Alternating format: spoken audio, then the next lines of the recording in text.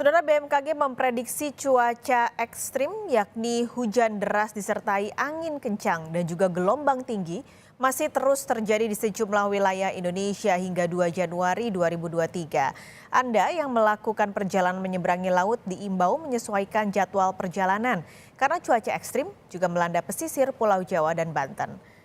BMKG memprediksi cuaca ekstrim masih terjadi hingga 1 Januari 2023 yang ditandai hujan lebat, angin kencang, dan juga gelombang tinggi.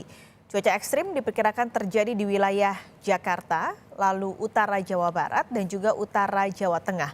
BMKG memperkirakan jelang tahun baru akan turun hujan lebat disertai angin kencang di pesisir Pulau Jawa dan Banten, mengakibatkan gelombang tinggi yang mengganggu aktivitas bongkar muat dan penyeberangan di Pelabuhan Merak Bakauheni.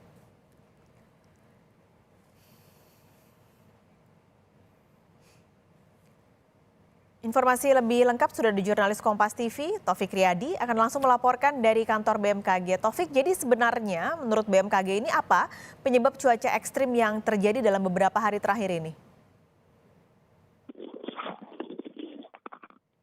Pascal dan saudara, penyebab dari cuaca ekstrim yang belakangan hari ini terjadi di Indonesia, khususnya di Indonesia bagian selatan seperti Jawa, Bali, dan juga Nusa Tenggara adalah monsun Asia yang merupakan perubahan pola angin yang signifikan di Asia Tenggara, Cina, dan juga India. Diketahui monsun Asia ini bergerak dari arah utara menuju selatan dan menyebabkan intensitas hujan yang tinggi.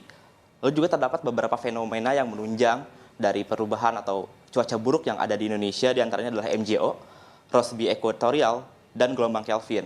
Diketahui fenomena tersebut menyebabkan atmosfer menjadi lebih basah dan pembentukan awan menjadi lebih mudah sehingga intensitas hujan yang terjadi di beberapa wilayah di Indonesia menjadi lebih tinggi.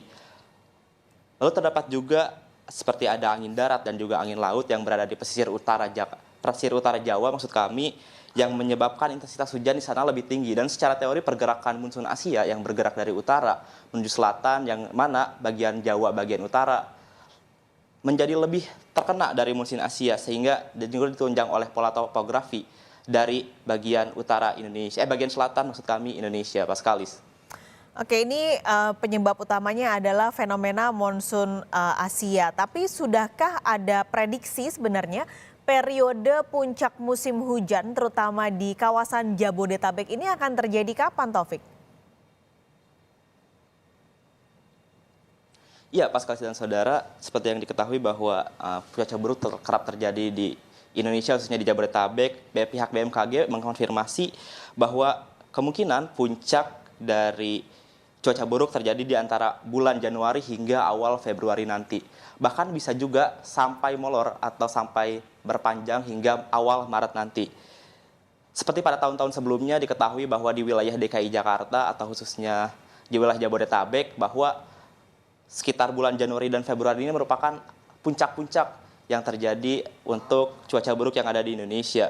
Diharapkan untuk pada masyarakat juga untuk waspada untuk cuaca buruk yang kerap terjadi di Indonesia, khususnya di DKI Jakarta.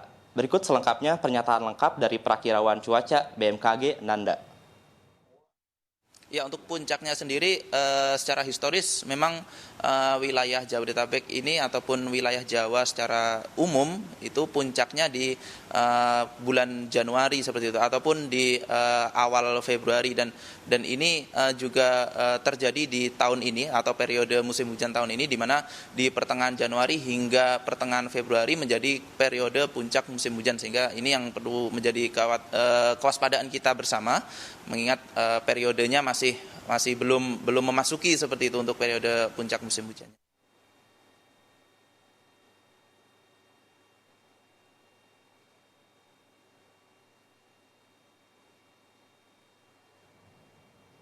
Ya, Pak Skalis, berikut seperti yang disampaikan oleh Nanda bahwa kemungkinan bahwa puncak dari cuaca buruk yang ada di Indonesia, khususnya di wilayah DKI Jakarta dan Jabodetabek, adalah pada akhir dari bulan Januari sampai awal Februari 2023, Paskalis.